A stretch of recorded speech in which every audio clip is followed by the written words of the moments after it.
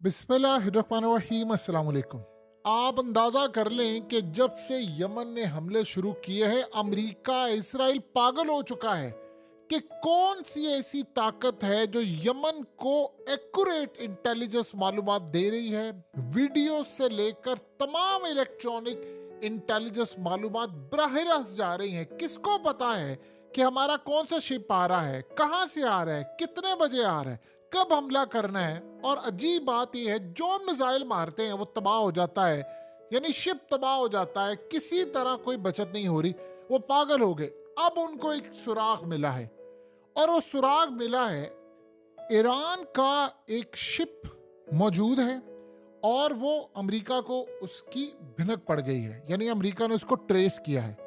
अब वो शिप कर क्या रहा है वहां पर? वो सारी की सारी इलेक्ट्रॉनिक वॉरफेयर, तमाम की तमाम रियल टाइम में इंटेलिजेंस दे रहा है यमन को, और यमन उसका फायदा उठाते हुए डायरेक्ट अमेरिका पर हमला करी। अमेरिका हैरान था, ये हो क्या रहा है। देखिए, सबको पता था कि ईरान इंटेलिजेंस मालूमात दे रहा है।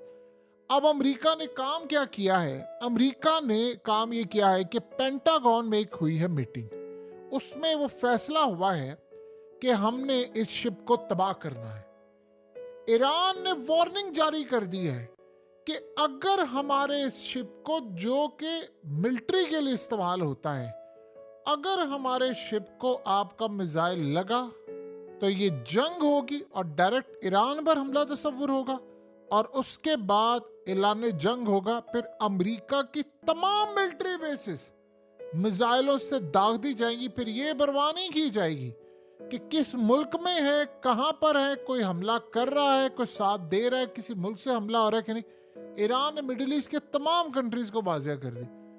अगर हमारे शिप पर हमला हुआ तो फिर हम अमेरिका का कब्रिस्तान बना देंगे इस खत्ते के अंदर। फिर यमन नहीं लड़ेगा, फिर हम भी लड़ेंगे, यमन लड़ेगा, फिर हिजबुल्लाह, फिर वो जंग शुरू हो जाएगी जो आपके तसव्वुर से बाहर है। लिहाजा आप किसी सूरत ये गलती ना कीजिएगा कि हमारा वो शिप तबाह हो। अब असल में इसराइल को ये बात पता चल गई है।